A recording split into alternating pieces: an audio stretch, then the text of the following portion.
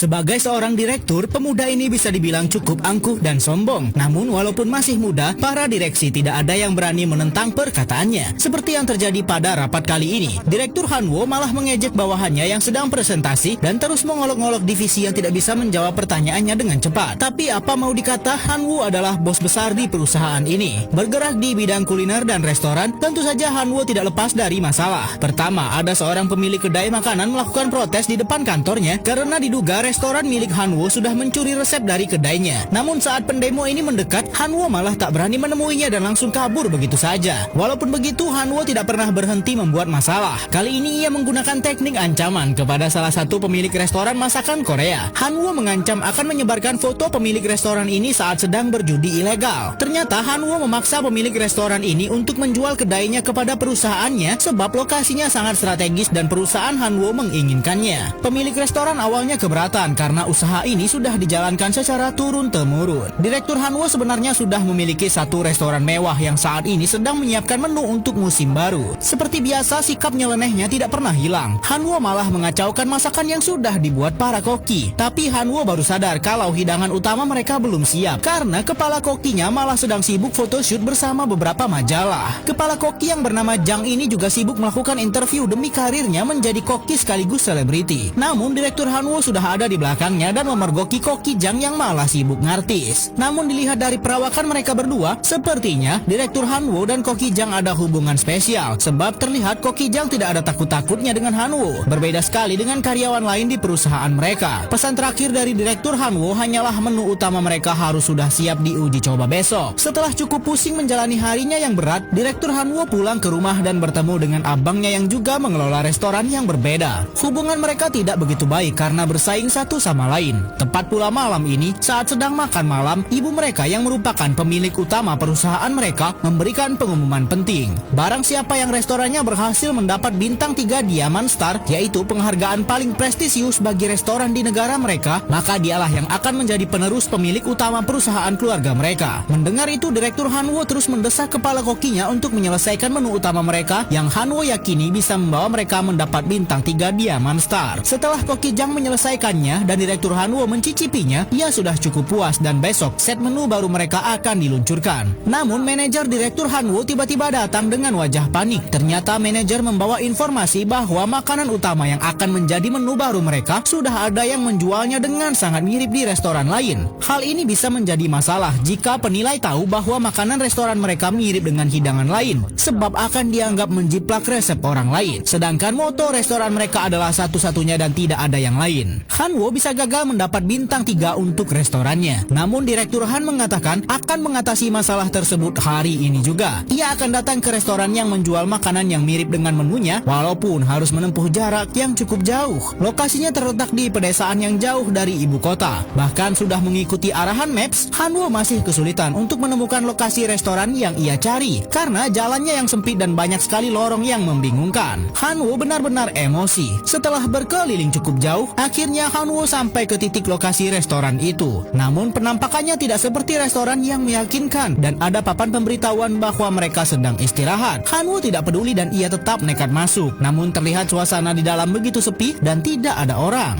Demi mendapatkan telur yang berkualitas, wanita ini rela harus bertarung melawan ratusan ayam yang mengamuk asal ia bisa memilih sendiri telur yang akan ia gunakan untuk bahan makanan di restorannya. Sementara itu, pemuda ini rela datang jauh-jauh ke sebuah desa terpencil hanya untuk mencari restoran yang menjual makanan yang begitu mirip dengan yang ada di restorannya. Namun terlihat restoran ini begitu sepi dan pemiliknya sedang sibuk berkebun. Saat Hanwo mengajaknya bicara, wanita itu tetap saja diam dan mengabaikannya. Dan saat sampai Hanwo menginjak sawi yang ia tanam, wanita ini benar-benar sangat marah dan menyingkirkan Hanwo dari kebunnya. Merasa tidak dihargai, Hanwo langsung memamerkan kartu namanya yang menunjukkan bahwa ia direktur perusahaan kuliner terbesar di ibu kota. Informasi itu tetap saja tidak menarik perhatian pemilik restoran ini dan Hanwo semakin geram dibuatnya. Akhirnya Hanwo tak berbasa-basi lagi dan langsung menanyakan apakah benar wanita ini yang membuat masakan yang sangat mirip dengan menu di restorannya. Namun Hanwo malah sempat salah fokus karena pemilik restoran terpencil ini sangat cantik. Hanwo datang ke sini berpura-pura ingin memesan makanan itu dan Yunju mengatakan bahwa saat ini makanan itu sedang tidak dijual karena ia sedang kehabisan bahan. Jika Hanwo ngebet ingin mencicipinya, Yunju mengatakan Hanwo harus mencari bahannya sendiri. Demi memastikan apakah apakah makanan itu benar-benar sama atau tidak dengan yang ada di restorannya,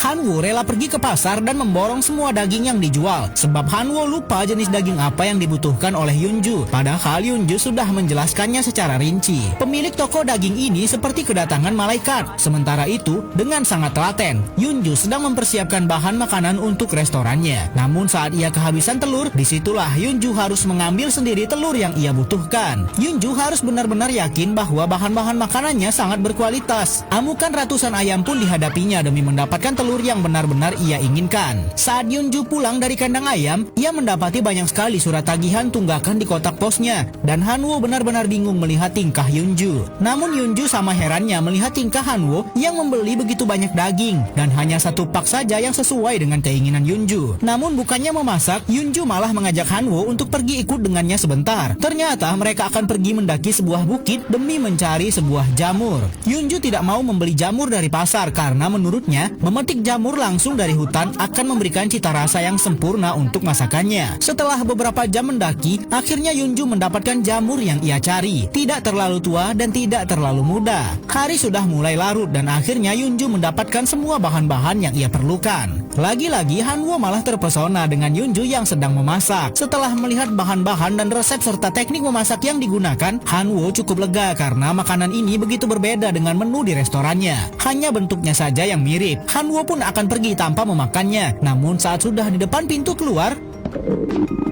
perutnya malah keroncongan. Akhirnya ia pun mencicipi masakan itu. Dan setelah mencobanya, Han-woo malah doyan. Makanan ini begitu lezat dan Han-woo tiba-tiba langsung mereview restoran ini secara keseluruhan. Mulai dari piring yang biasa saja, kursi terlalu rendah, sampai lampu yang terlalu remang-remang. Han-woo berkesimpulan ada yang salah dengan pengelolaan restoran ini. Padahal makanannya sangat lezat, sehingga Han-woo menawarkan agar perusahaannya mengelola restoran milik Yunju. Namun tentu saja tawaran Han-woo ditolak mentah-mentah. Han-woo masih terus berusaha dan memaksa, namun yang terjadi mereka malah adu mulut dan Han-woo pun akan pulang. Namun saat dalam perjalanan pulang, Han-woo mendapat telepon dari manajernya bahwa pemilik kedai yang sempat Han-woo ancam untuk menjual tempatnya melakukan percobaan untuk mengakhiri hidupnya karena stres. Tak lain tak bukan, penyebabnya adalah karena ancaman dari Han-woo yang ingin menyebarkan foto pemilik kedai itu saat sedang berjudi ilegal jika tidak menjual kedainya. Para petinggi perusahaan yang lain langsung melakukan rapat darurat pemegang saham dan semua sepakat untuk memecat Han-woo dari posisi direktur sebab perbuatannya sudah membuat harga saham anjlok. Namun saat Han-woo ingin menjenguk korban, ia malah melihat korban baik-baik saja dan sedang teleponan dengan seseorang lalu mengucapkan terima kasih kepada direktur Han Sun-woo. Ternyata semua berita buruk ini sengaja dibuat oleh abangnya sendiri demi menjatuhkan Han-woo. Ibu mereka pun tak menyalahkan perbuatan abangnya Han-woo karena begitulah cara persaingan bekerja, walaupun mereka saudara.